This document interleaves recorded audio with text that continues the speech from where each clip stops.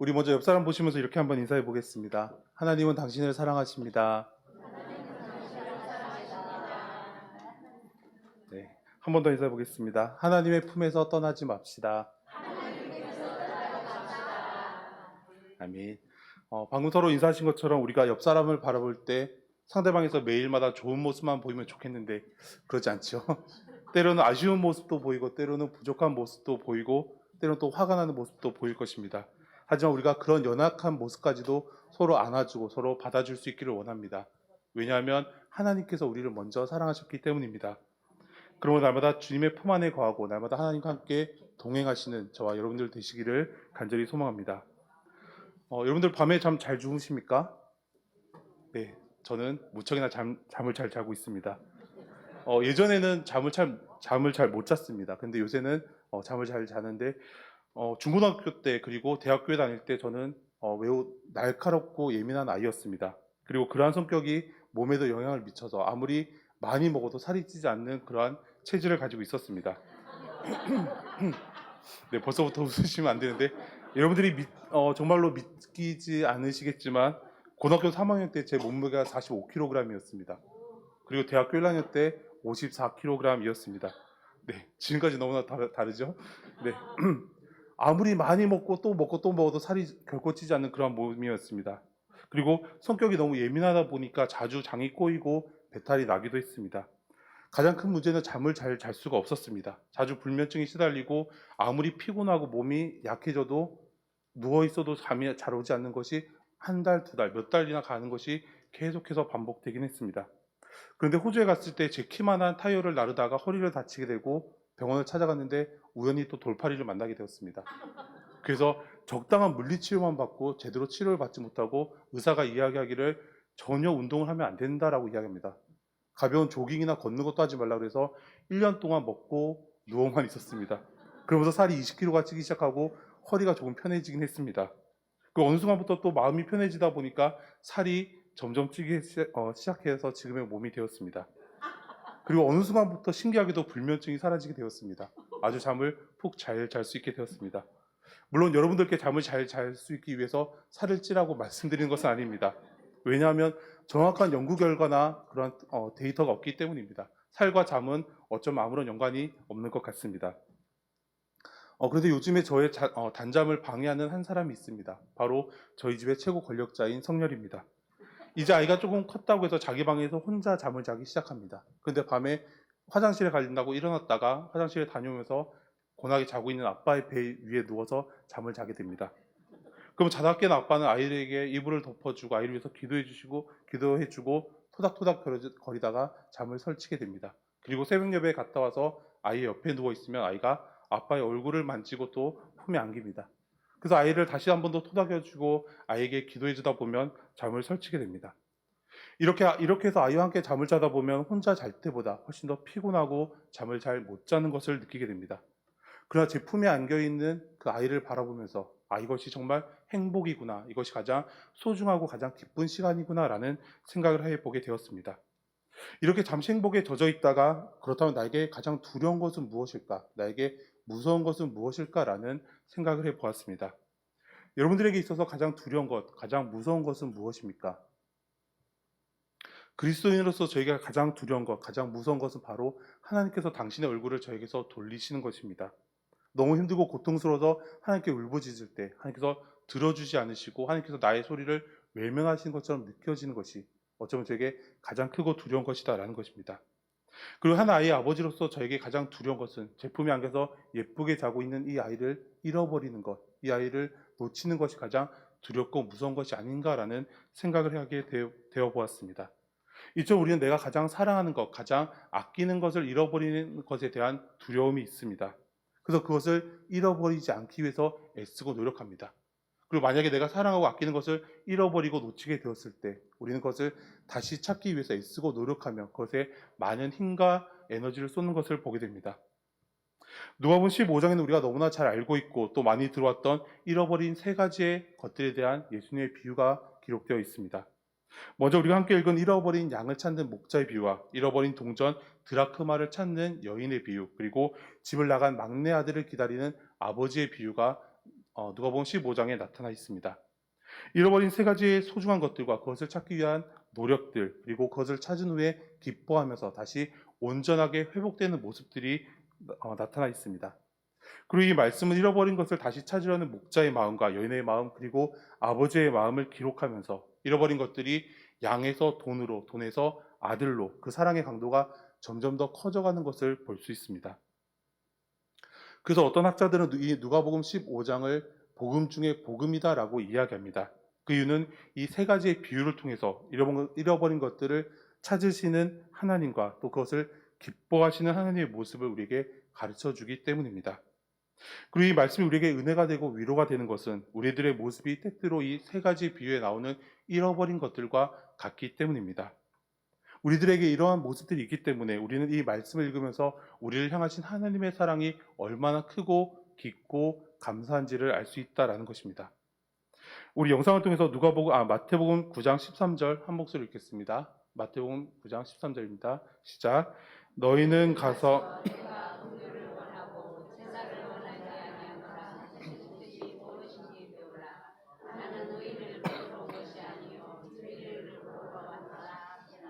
아멘. 나는 의인을 부르러 온 것이 아니라 죄인을 부르러 왔다라는 말씀에서 예수님이 관심이 어디에 있는지를 우리는 알 수 있습니다. 예수님의 관심은 바로 잃어버린 것들에게, 잃어버린 사람들에게 있다라는 말씀입니다. 시대마다 그 사회는 잃어버린 사람들, 소외되고 사랑받지 못하고 배척당하고 무시받는 사람들이 있었습니다. 예수님은 이러한 사람들과 늘 함께 교제하시며 그들과 함께 식사하시고 그들을 찾아가시고 그들에게 하나님의 나라를 말씀해 주셨습니다. 그들과 함께 동행하시는, 그들에게 하나님의 나라를 가르치시는 예수님의 모습을 우리는 성경 곳곳에서 찾아볼 수가 있습니다. 그러나 모세의 율법을 철저하게 지키는 것을 자랑하고 그것을 목숨보다 더욱더 소중하게 생각했던 바리새인들과 서기관들에게는 이러한 예수님의 모습이 너무나 못마땅했습니다. 예수님 당시의 바리새인들은 그들의 조상들의 유전들과 함께 하나님께서 모세에게 주신 10가지의 계명을 재해석해서 모두 613가지나 되는 아주 크고 당연한 율법부터 아주 작고 시시콜콜한 율법까지를 만들어내었습니다. 그리고 그들은 그들이 만든 율법을 제대로 지키지 못하는 사람들을 죄인으로 정죄하고 그들을 비난했습니다. 바리새인과 서기관들은 세리들과 창기들 그리고 죄인들과 병든 사람들과 함께 이야기 나누고 그들과 함께 식사하는 것이, 그들과 함께 교제하는 것이 죄라고 생각하고 그것을 결코 용납하지 않았습니다.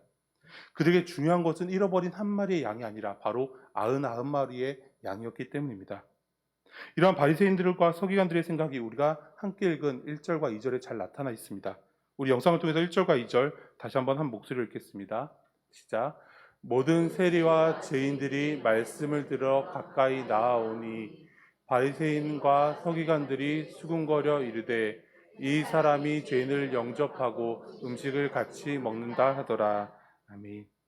바리새인들의 이 이야기는 예수님께서 세리와 죄인들과 함께 식사를 하시는 것을 보고 깜짝 놀라는 것이 아니라 그저 예수님을 비난하고 원망하고 있는 것입니다.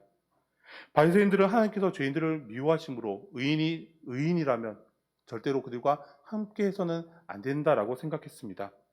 이러한 인식에 근거해서 그들은 분리된 자라는 그들의 이름처럼 죄인들과 철저하게 분리된 삶을 살았습니다. 죄인들과 멀리하고 죄인들을 철저하게 배척하고 그들을 무시하는 것이 바로 당시 바리새인들과 서기관들의 모습이었습니다. 그리고 그들은 모세의 율법을 잘 지키고 있는 그들에게만 하나님의 구원과 은혜가 임할 줄을 알았습니다. 그런데 예수님을 통해서 세리와 죄인들에게도 창기들에게도 하나님의 구원과 은혜가 임하는 것을 보게 되었습니다. 그리고 그들은 예수님을 원망하고 예수님께 화를 내고 있는 모습입니다. 여기서 보면 수군거려 이르되라고 이야기합니다. 이 말의 헬라어 원뜻은 와글와글 떠들며 불평하다라는 의미를 가지고 있습니다. 바리새인들은 예수님께서 하시는 모습을 보면서 큰 소리로 요란스럽게 원망하며 예수님을 탄핵하고 있는 것입니다. 그들은 불의한 죄인들이 회개하고 하나님께 용서를 구하고 그들이 새 생명을 얻는 것을 원하지 않았습니다. 그들이 심판받고 멸망하기를 원했다라는 것입니다. 그들은 죄인들이 하나님께서 지옥의 땔감으로 쓰신다라고 온전히 믿고 있었습니다. 그러므로 예수님께서 세리와 청개 같은 죄인들을 가르치시고 그들을 심판하지 않으시고 자비와 사랑으로 그들을 용서하시는 모습을 보면서 오히려 원망하면서 항의하고 있다라는 것입니다. 예수님은 이러한 바리새인들과 서기관들에게 하나님에 대한 신앙이 있었다는 것을 아셨습니다. 그리고 그들에게 신앙의 열정이 있다는 것을 아셨습니다. 하지만 그들의 마음 가운데 정작 가장 중요한 하나님의 긍휼이 없었고 하나님의 사랑이 없었다라는 것을 알고 계셨습니다. 그래서 예수님은 세 가지의 비유를 통해서 죄인들을 향하신 하나님의 사랑이 얼마나 크신지를 말씀해주고 계십니다. 그것은 99마리 양도 소중하지만 잃어버린 한 마리 양이 더욱더 소중하다라는 말씀입니다. 이와 같은 바리새인들의 모습을 보면서 오늘 우리의 모습을 돌아볼 수 있기를 원합니다. 내가 나의 기준과 나의 생각으로 다른 사람들을 비난하고 판단하고 정죄하고 있지는 않았는지, 그리고 하나님의 구원과 은혜가 우리의 이웃들에게, 우리의 가족들에게 전해진 것을 내가 방해하는 걸림돌은 아니었는지 우리가 스스로 한번 돌아볼 수 있기를 원합니다. 그러므로 신앙의 열정뿐만 아니라 우리 안에 하나님의 긍휼과 사랑이 더욱더 가득 넘쳐나기를 간절히 소망합니다. 우리 영상을 통해서 3절과 4절 다시 한번 한 목소리로 읽겠습니다. 3절과 4절입니다. 시작. 예수께서 그들에게 이 비유로 이르시되 너희 중에 어떤 사람이 양 100마리가 있는데 그 중에 하나를 잃으면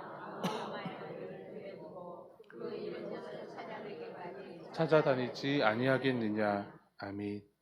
우리가 성경에서 볼 수 있듯이 이스라엘은 목축업을 많이 하는 나라입니다. 그들이 키우는 여러 동물 중에서 가장 중요한 것이 또 바로 이 양입니다.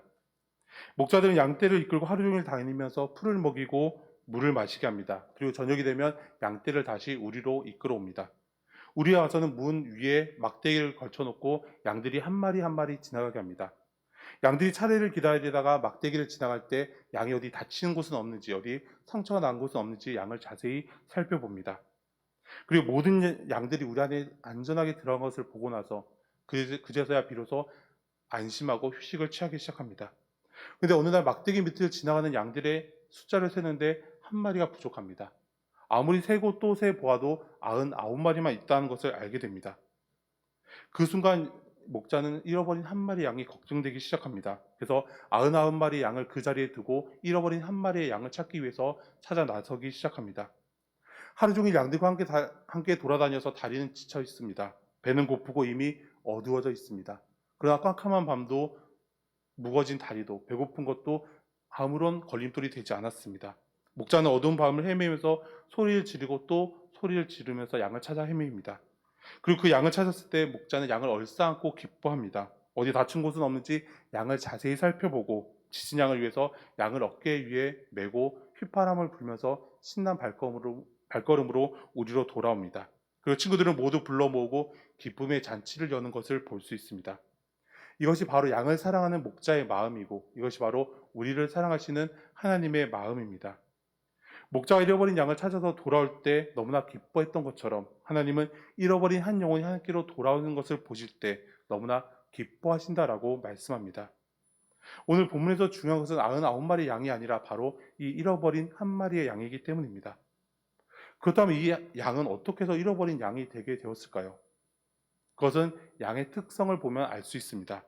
성경에서 양은 목자의 음성을 잘 듣고 따라다니는 아주 순진하고 순종적인 동물입니다. 성격이 매우 온순한 동물입니다. 그러나 반대로 양은 빠른 발도 없고 날카로운 뿔도 없어서 스스로의 힘으로는 자신을 지킬 수 없는 동물입니다. 그리고 너무나 어리석어서 똑같은 길을 여러 번 다녀도 그 길을 전혀 기억하지 못한다라고 이야기합니다. 길을 가다 넘어지면 혼자의 힘으로는 일어날 수 없고 다리가 약해서 구덩이에 빠지면 자신의 힘으로 구덩이를 빠져나올 수가 없습니다. 그래서 양에게는 그를 인도해줄 목자가 반드시 꼭 필요했다라고 이야기합니다. 이사야 53장 6절을 보면 우리는 다 양 같아서 그릇 행하여 각기 제 길로 갔거늘이라고 말씀합니다. 이러한 말씀에서 알 수 있듯이 양은 어리석고 또한 고집이 무척이나 센 동물입니다. 오늘 본문에서도 잃어버린 양은 목자의 음성을 따르지 않았습니다. 목자를 따르지 않고 친구 양들과 함께 어울리지도 않았을 때 혼자 행동함으로 이 양은 길을 잃어버리게 되었다라는 것입니다. 그리고 양은 유혹을 이기지 못했습니다. 양은 목자가 인도하는 대로 따라가야 합니다. 그런데 자기 눈에 좋아 보이는 풀을 쫓아가기 시작합니다. 자기 눈에 시원해 보이는 물을 쫓아가기 시작합니다. 그러므로 목자와 점점 멀어지게 되고 목자를 잃어버리게 되는 모습을 볼 수 있습니다. 목자가 양을 버린 것이 아니었습니다. 목자가 부주의해서 양을 잃어버린 것도 아니었습니다. 바로 양이 자기의 잘못으로 인해서 목자와 멀어지게 되었다라는 것을 보게 됩니다. 그런데 오늘 우리들도 바로 이 양과 같이 어리석은 모습을 가질 때가 많이 있습니다. 하나님은 단 한 번도 우리를 버리지 않으십니다. 하나님은 단 한 번도 우리의 소리를 외면하신 적이 없습니다. 단지 나의 어리석음과 나의 불순종 때문에, 나의 교만한 모습 때문에 우리가 하나님과 멀어지게 되었다라는 것입니다. 그러나 그럼에도 불구하고 우리에게 희망이 있는 것은 잃어버린 양에 대해서 화를 내고 귀찮아하는 것이 아니라 그 양을 찾기 위해서 애쓰고 수고하는 목자가 있다라는 것입니다.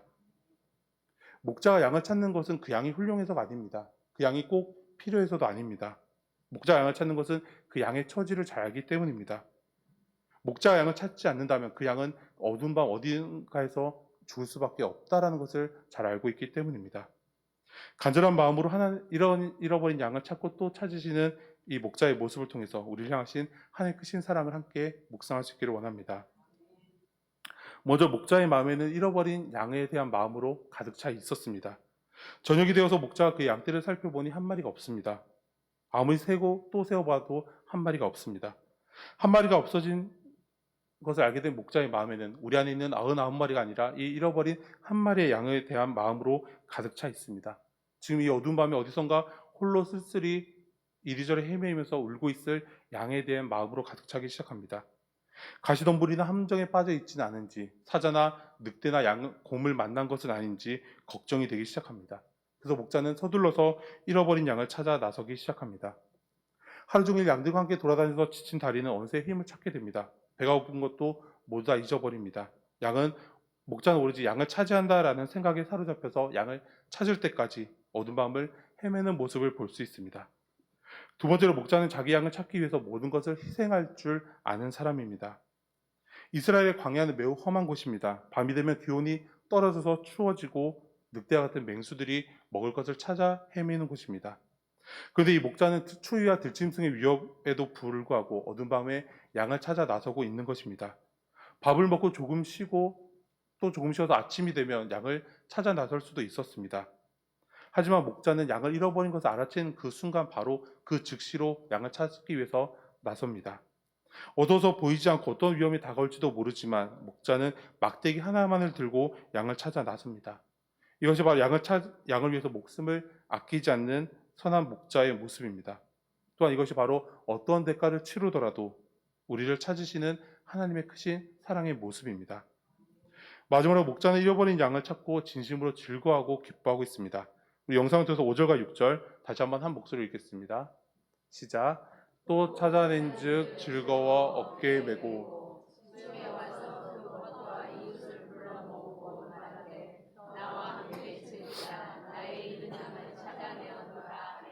아멘. 목자가 잃어버린 양을 찾았을 때 목자는 양 때문에 고생한 것을 까맣게 잊어버립니다. 양을 얼싸안고 너무나 기뻐하고 감사하고 또 즐거워하는 목자의 모습을 볼 수 있습니다. 양이 지쳐있거나 다리를 다쳤을 때 양을 무리하게 몰지 않고 어깨에 메어서 오는 것이 당시 유대 사회에서 목자들이 많이 했던 모습이라고 합니다. 목자는 자기도 지칠 대로 지쳐 있었지만 양을 찾은 기쁨과 양에 대한 사랑의 표시로 양을 어깨에 메고 있는 것입니다. 그리고 집으로 돌아온 목자는 친구들을 불러 모아서 잔치를 베풀기 시작합니다. 어쩌면 목자는 잃어버린 양 한 마리의 가치보다 훨씬 더 많은 돈을 잔치에 사용했을지도 모릅니다. 세상의 기준으로 보면 이 목자의 모습은 너무나 어리석은 모습 같아 보입니다. 그러나 목자는 잃어버린 양을 찾은 것이 그리고 그의 생명을 구한 것이 너무나 기쁘고 감사했다라는 것입니다. 예수님은 비유를 마치시면서 바리새인들에게 이렇게 말씀하십니다. 우리 영상을 통해서 7절 다시 한번 한 목소리 읽겠습니다. 시작. 내가 너희에게 이르노니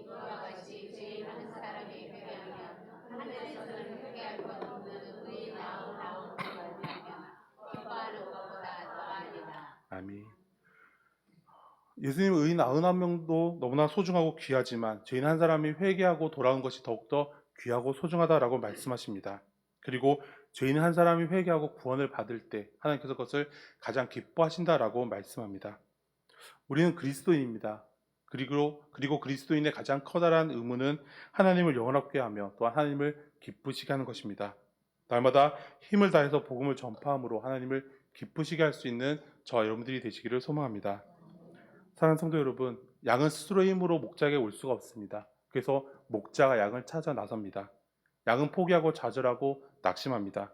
그러나 목자는 절대로 양을 포기하지 않습니다. 목자는 양을 찾되 그 양을 발견할 때까지 결코 멈추지 않는 것을 볼 수 있습니다. 예수님은 죄인된 우리들을 위해서 십자가를 지심으로 우리에게 선한 목자가 되어 주셨습니다. 오늘 우리들도 예수님처럼 하나님의 그 크신 사랑과 긍휼의 마음을 가지고 가족과 이웃 그리고 세상을 바라보아야 합니다. 그리고 비난과 정죄가 아닌 하나님의 사랑과 긍휼을 가지고 이웃들을 사랑하고 섬기며 예수 그리스도의 복음을 전해야 합니다. 오늘 저와 여러분들이 잃어버린 양을 찾으시는 하나님의 사랑의 마음을 가지고 이곳 장수 지역에 예수 그리스도의 복음을 전할 때 이곳 장수 지역에 잃어버린 영혼들이 주님께로 돌아오고 주한 영혼들이 다시 살아나는 것에 귀하게 쓰임 받을 수 있는 주의 몸된 교회 우리 모든 성도님들 되시기를 간절히 소망합니다. 함께 기도드리겠습니다.